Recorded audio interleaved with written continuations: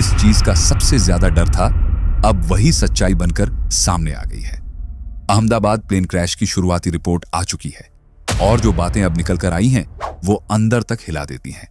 12 जून 2025 की दोपहर थी। वक्त था करीब 12:30।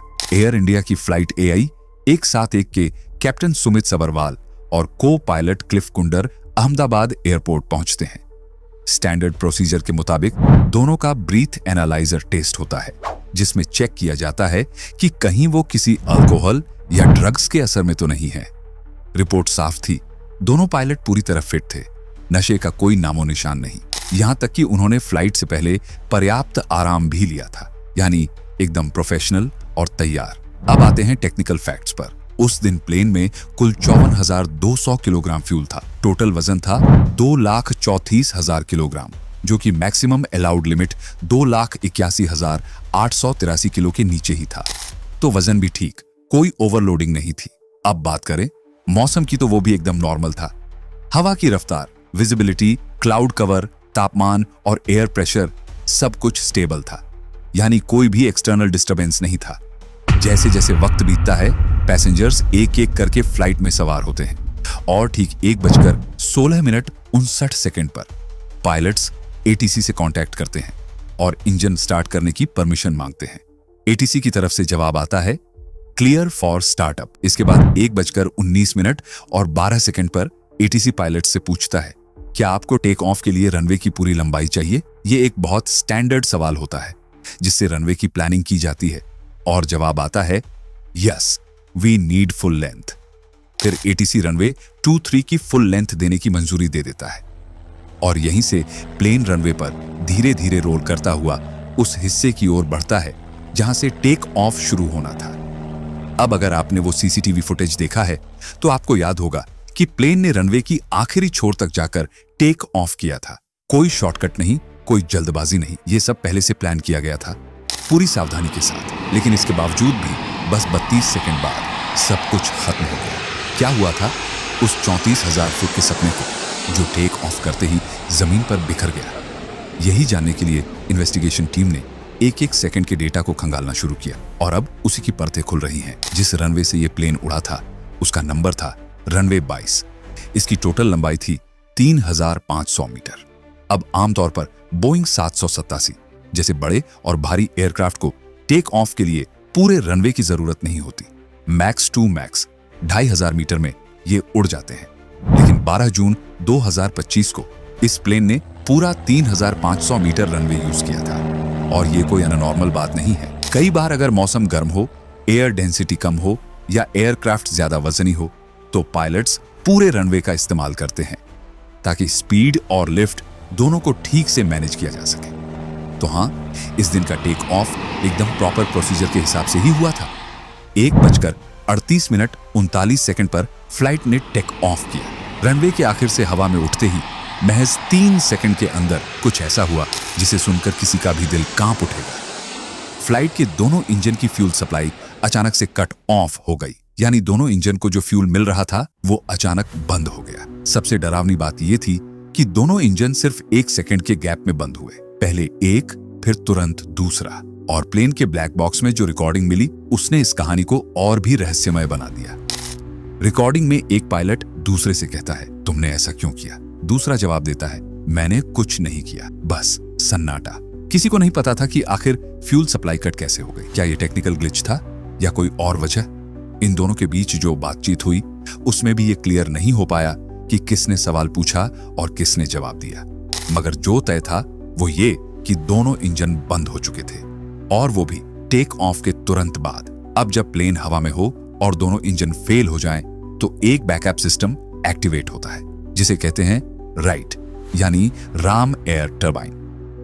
ये एक छोटा सा फोल्डिंग टरबाइन होता है जो प्लेन के बाहर पॉप हो जाता है और हवा की ताकत से घूमकर थोड़ी बहुत बिजली बनाता है ताकि बेसिक नेविगेशन, इंस्ट्रूमेंट्स और कंट्रोल्स काम कर सकें। और हाँ, इस राइट के बाहर आने की तस्वीर भी एक CCTV कैमरे में कैद हो चुकी है।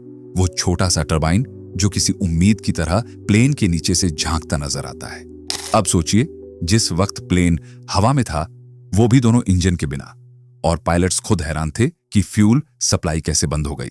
तो फिर प्लेन को और ज्यादा देर हवा में टिके रहना तकरीबन नामुमकिन था। इन्वेस्टिगेशन टीम ने आखिरकार एक एक पहलू को गहराई से खंगाला और जो सबसे पहला सवाल था, क्या यह बर्ड स्ट्राइक की वजह से हुआ था, उसका जवाब सामने आ गया। नहीं, किसी भी एंगल से, किसी भी कैमरे से, किसी भी रडार से फ्लाइट के रास्ते में बर्ड एक्टिविटी का एक भी सबूत नहीं मिला। मतलब इंजन फेल होने के पीछे पक्षियों का कोई लेना देना नहीं था। अब बारी थी फ्यूल की। कहीं ऐसा तो नहीं कि जहाज में घटिया या गड़बड़ फ्यूल भर दिया गया हो, मगर नहीं, फ्यूल भी एकदम क्लियर और सेटिस्फैक्टरी पाया गया। इन्वेस्टिगेटर्स ने साफ कहा, फ्यूल में कोई कमी या गड़बड़ी नहीं थी। लेकिन अब तक तकदीर ने जो चाल चली थी वो प्लेन को धीमे धीमे मौत की ओर धकेल रही थी। जैसे ही दोनों इंजन बंद हुए, प्लेन ने अपना एटीट्यूड यानी ऊंचाई खोना शुरू कर दिया और धीरे धीरे नीचे गिरने लगा। उस वक्त जो एक्सट्रीम प्रेशर कॉकपिट में रहा होगा उसकी कल्पना भी डरावनी है। और फिर एकदम 1:38:52 पर पायलट्स ने अपने सारे अनुभव और ट्रेनिंग को झोंक दिया। उन्होंने पहला इंजन फिर से स्टार्ट करने की कोशिश की। फ्यूल स्विच को कट ऑफ से वापस रन पर सेट किया गया, यानी इंजन को फिर से फ्यूल देना शुरू कर दिया गया ताकि वो वापस स्टार्ट हो सके। फिर 4 सेकंड बाद वही कोशिश दूसरे इंजन के साथ की गई और उस वक्त जैसे आसमान में उम्मीद की एक झलक दिखाई दी। कॉकपिट में एपीयू यानी ऑक्सिलरी पावर यूनिट एक्टिवेट हो गया। अब एपीयू क्या होता है? ये प्लेन के पिछले हिस्से में लगा एक छोटा सा जेट इंजन होता है जो तब ऑन होता है जब दोनों मेन इंजन फेल हो जाए। जैसे ही क्राइसिस मोड ऑन हुआ, इस एपीयू ने खुद को एक्टिवेट कर लिया, उसकी डोर खुल गई और उसने तुरंत कंप्रेस्ड एयर और इलेक्ट्रिसिटी देना शुरू किया ताकि मेन इंजनों को फिर से जिंदा किया जा सके। ब्लैक बॉक्स ने इस एक्टिवेशन को कंफर्म किया है और प्लेन के मलबे से जो फिजिकल एविडेंस मिला, यानी एपीयू का डोर खुला हुआ मिला, उससे भी यह बात साफ हो गई कि सिस्टम ने आखिरी सांस तक अपनी कोशिश की। और अब एंट्री हुई फेडेक्स सिस्टम की, यानी full authority digital engine control, जो किसी भी मॉडर्न एयरक्राफ्ट का एक स्मार्ट सिस्टम होता है जो खुद से इंजन को स्टार्ट करने की कोशिश करता है जब पायलट उसे फ्यूल देना शुरू करते हैं। जैसे ही फ्यूल स्विच को रन पर किया गया, फेडेक ने ऑटोमेटिकली दोनों इंजनों को रीस्टार्ट करने की प्रक्रिया शुरू कर दी। उस वक्त शायद कॉकपिट में सिर्फ एक ही उम्मीद की किरण थी कि इंजन चालू हो जाए और ये प्लेन दोबारा उठ सके। एक्सीडेंट से कुछ सेकंड पहले 1:39 पर फ्लाइट डाटा रिकॉर्डर में अचानक एक हलचल दिखी। दोनों इंजनों का ईजीटी यानी एग्जॉस्ट गैस टेम्परेचर बढ़ने लगा। ये वही सिग्नल होता है जो बताता है कि इंजन के अंदर फिर से जान फूंकने की कोशिश हो रही है, यानी स्पार्क मिल चुका था। इंजन 1 ने उम्मीद जगाई। वो थोड़ा थोड़ा करके रिकवर करने लगा, हल्का थ्रस्ट भी देने लगा, जैसे मानो खुद को बचाने की आखिरी जद्दोजहद कर रहा हो। मगर इंजन 2 बिल्कुल खामोश। शुरुआत में उसने हल्का सा रिस्पॉन्ड किया, लेकिन फिर डेड साइलेंस। फेडेक्स सिस्टम बार बार कोशिश करता रहा, फ्यूल भेजता रहा, स्पार्क जनरेट करता रहा, लेकिन इंजन 2 ही तक नहीं। और इस दौरान प्लेन आसमान में सिर्फ 625 फीट की ऊंचाई पर था, यानी ना तो इंजनों को दोबारा स्टार्ट करने का टाइम था और ना ही पायलट्स के पास कोई दूसरा ऑप्शन।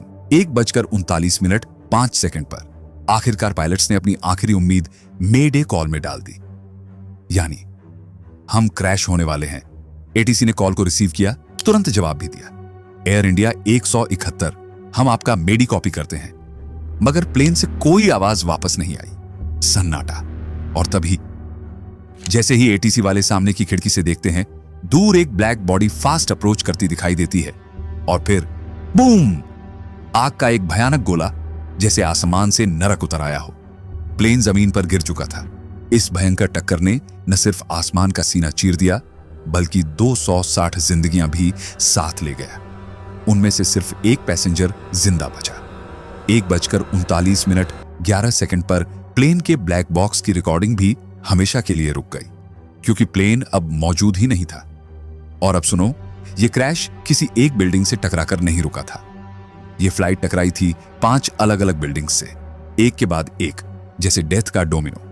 सबसे पहले जब प्लेन गिरना शुरू हुआ, वो कुछ पेड़ों से टकराया, फिर एक चिमनी से भिड़ गया। इसके बाद पहली बिल्डिंग, जहां इसका टेल सेक्शन और राइट लैंडिंग गियर टूटकर गिर पड़ा। राइट इंजन भी यहीं गिरा। दूसरी बिल्डिंग, राइट विंग का इनबोर्ड हिस्सा यहां जाकर चिपक गया। तीसरी बिल्डिंग, लेफ्ट विंग का आउटबोर्ड हिस्सा और लेफ्ट मेन लैंडिंग गियर यहीं गिरा। चौथी बिल्डिंग, लेफ्ट इंजन और विंग का बचा हिस्सा यहां जाकर क्रैश हुआ। पांचवी बिल्डिंग, यहां गिरा प्लेन का फॉरवर्ड ब्लैक बॉक्स और कॉकपिट, जिसमें कैप्टन और को पायलट की आखिरी सांसें थी। वो आखिरी इमारत पर जा गिरा, एक भयंकर धमाके के साथ। हर सेकंड में जैसे जिंदगी छिन रही थी। एक एक कर सब कुछ बिखर गया, मशीन भी, इंसान भी और उम्मीद भी। क्या इस दर्दनाक हादसे की पूरी जिम्मेदारी एक बटन की गलती थी या फिर कुछ और? इस क्रैश के बाद जब रेक केस की जांच हुई तो जो चीज सबसे ज्यादा चौंकाने वाली थी वो ये कि प्लेन का मलबा करीब 1000 बाई 400 फीट के एरिया में फैला हुआ था। यानी एक फुटबॉल के ग्राउंड से भी बड़ा एरिया सिर्फ मलबे से भर गया था।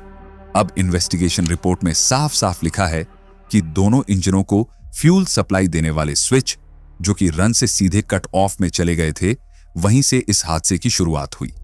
और जैसे ही फ्यूल सप्लाई बंद हुई वैसे ही दोनों इंजन ठप हो गए और प्लेन एक आग के गोले में बदल गया।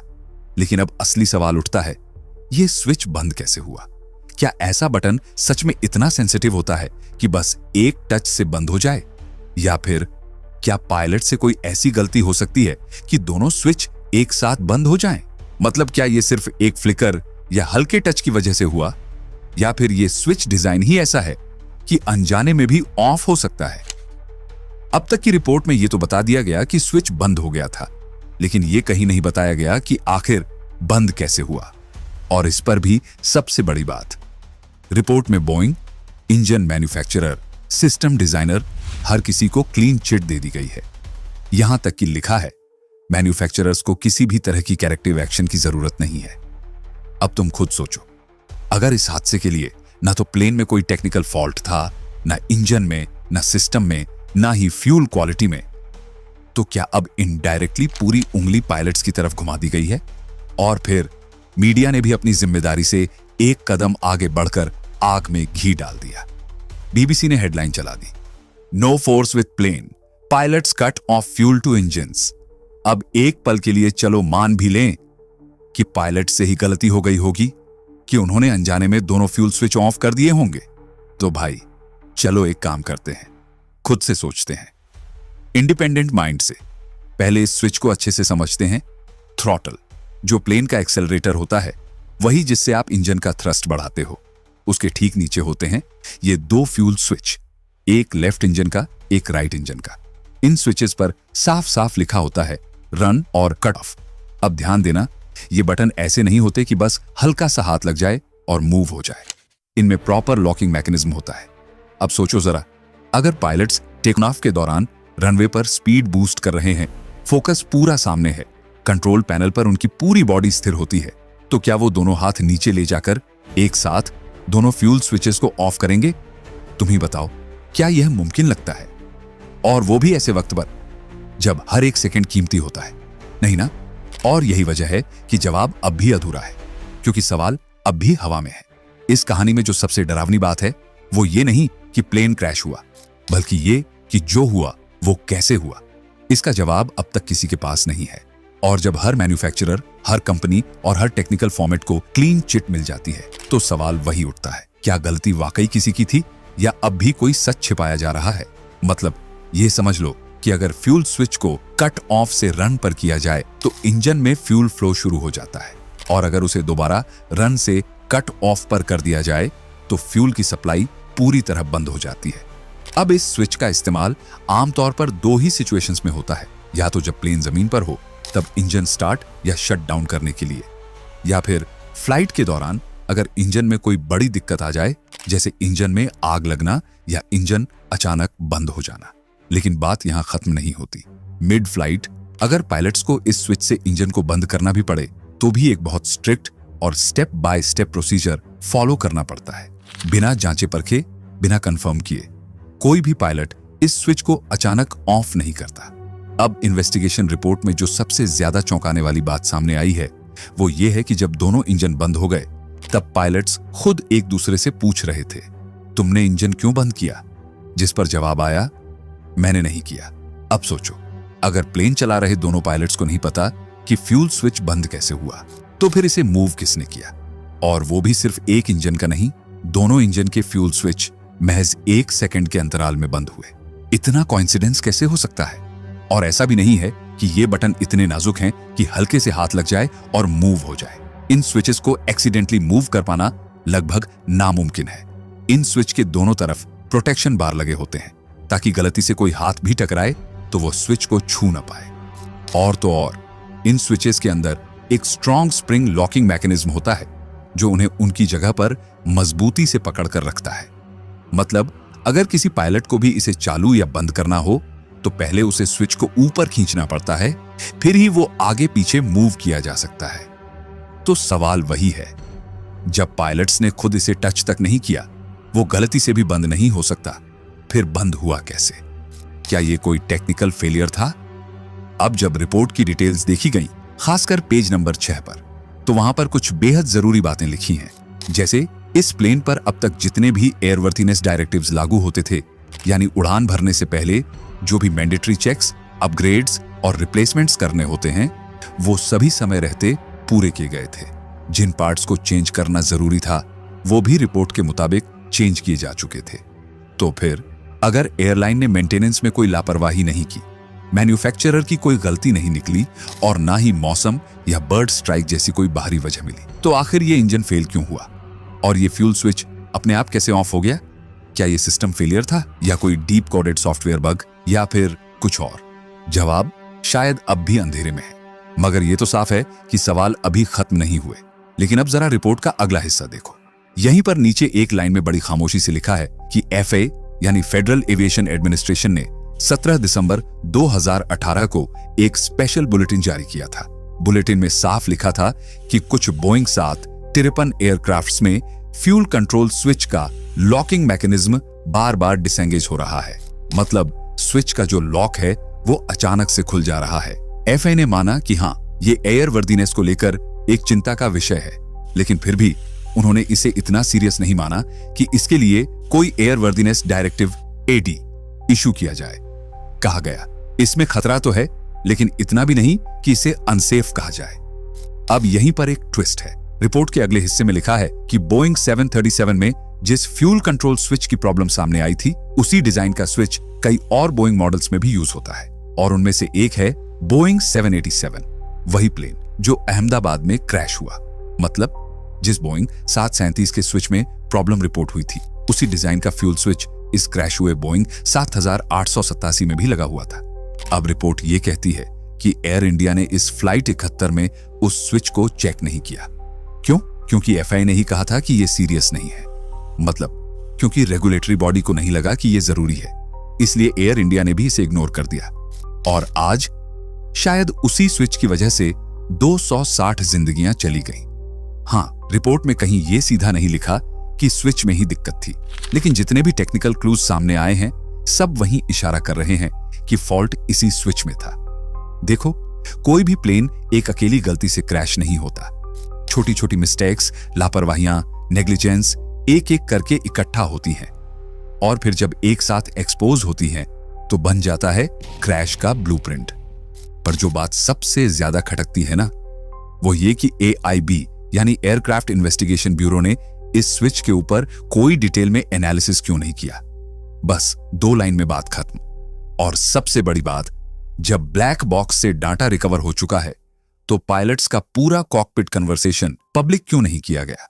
रिपोर्ट में सिर्फ 2 सेकंड का ऑडियो शेयर किया गया, जिसमें सिर्फ स्विच की बात हो रही है। उस पूरे 33 सेकंड में और क्या बात हुई होगी? क्या पायलट्स ने कुछ और भी कहा होगा? क्या उन्हें किसी चीज पर शक हुआ होगा? AIB आखिर क्यों छुपा रही है ये सारी चीजें? अगर आप भी ये सोच रहे हो कि कहीं कुछ दबाया तो नहीं जा रहा, तो अपनी राय नीचे कमेंट में जरूर बताओ। अगर आपको ये वीडियो जानने और सोचने लायक लगा हो, तो इसे शेयर जरूर करना, ताकि और लोग भी समझें कि हवाई यात्रा में एक छोटी सी नेग्लिजेंस कितनी भारी पड़ सकती है। जय हिंद।